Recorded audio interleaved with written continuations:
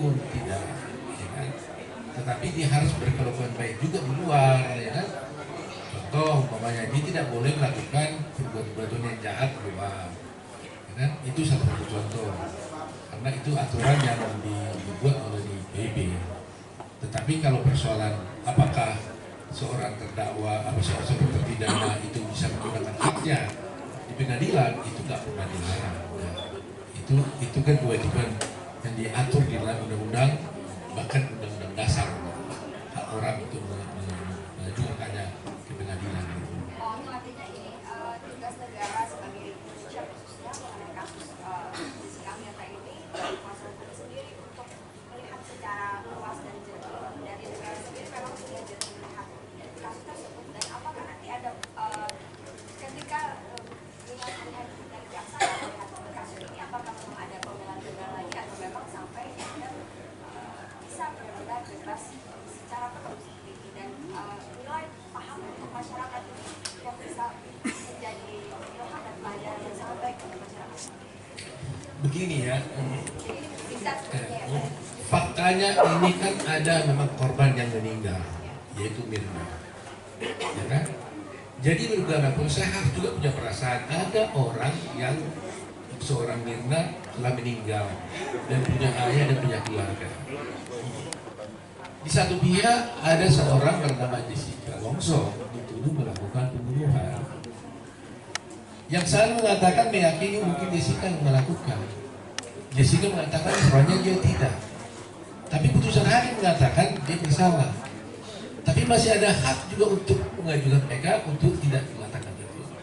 Nah, jadi di sini kita tidak mau berbantah-bantah, gitu ya.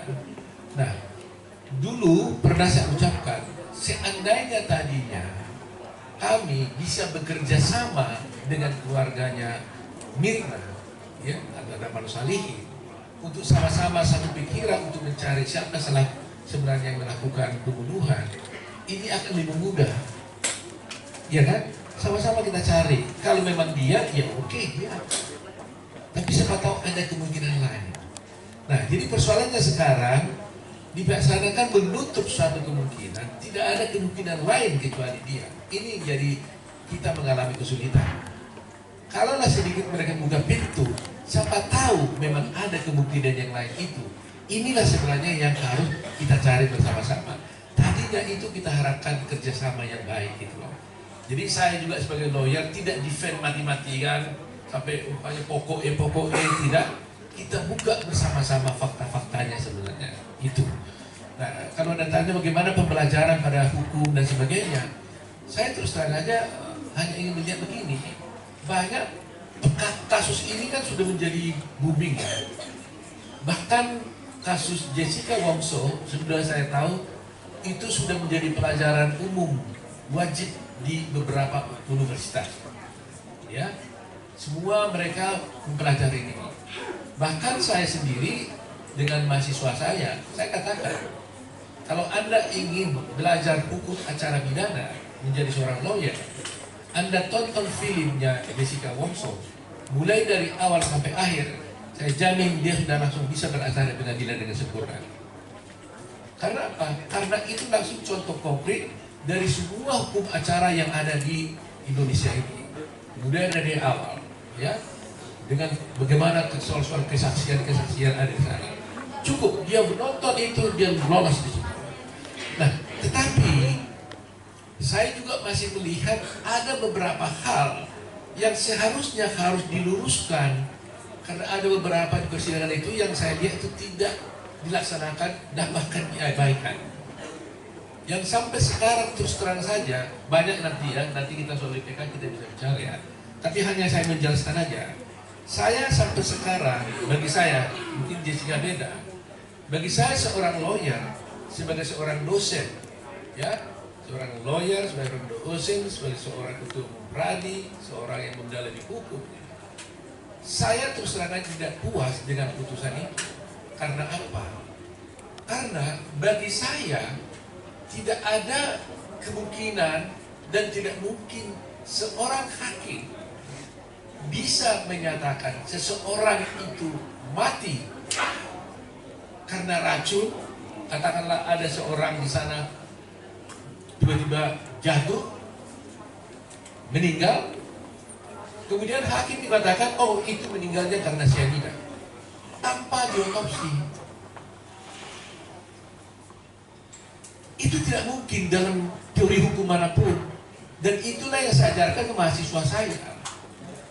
Bayangkan aja ada tahapan, orang mati tiba-tiba yang bukan karena sakit, ditanya matinya karena apa? Ya kan? Karena racun. Terus kalau racun, racunnya apa? Masih banyak tahapannya. Tidak mungkin itu bisa terjadi, disimpulkan seorang hakim di republik ini maupun di dunia ini tanpa otopsi. Dalam kasus ini, Mirna dinyatakan mati karena minum racun dan jenisnya adalah cyanida, padahal dia tidak diotopsi. Apa Anda pernah lihat di republik kita ini ada orang mati yang masuk kasus pembunuhan yang tidak masuk perkara pengadilan yang tidak diotopsi? Kasus Sambo semua diotopsi, Vina diotopsi. Tahunnya sama dengan kasus Vina 2016, bersamaan dengan kasusnya Jessica. Cuma kasus dia tenggelam karena Jessica punya itu langsung di live pada waktu itu. Tapi itu juga diotopsi loh tahun 2016. Kenapa Mirna tidak diotopsi? Sehingga hakim mengatakan Mirna mati karena racun dan dia ketahui racunnya cyanida tanpa diotopsi. Dari mana dasarnya? Terus terang aja, saya selalu berharap entah apapun ini, Mahkamah Agung harus menjawab. Apakah seorang hakim bisa menyatakan sebab matinya seseorang yang mati karena tiba-tiba, bukan karena sakit, dan mati katanya karena racun tanpa otopsi? Kalau harus Mahkamah Agung mengatakan itu bisa, saya takut tunduk, walaupun tidak ada dalam kamus hukum saya. Itu yang harus dijawab oleh Mahkamah Agung dulu, di luar yang lain-lain. Kenapa Mahkamah Agung dan sebuah hakim mulai dari pengadilan mengabaikan ini? Argumentasi hukum saya mengenai otopsi ini nggak pernah dijawab, tidak pernah dipertimbangkan. Jadi coba bayangkan, bisa nggak Anda terima ada orang mati tiba-tiba jatuh bukan karena sakit, lantas hakim bilang, oh itu matinya karena cyanida, tanpa otopsi? Itulah yang terjadi dalam kasus ini.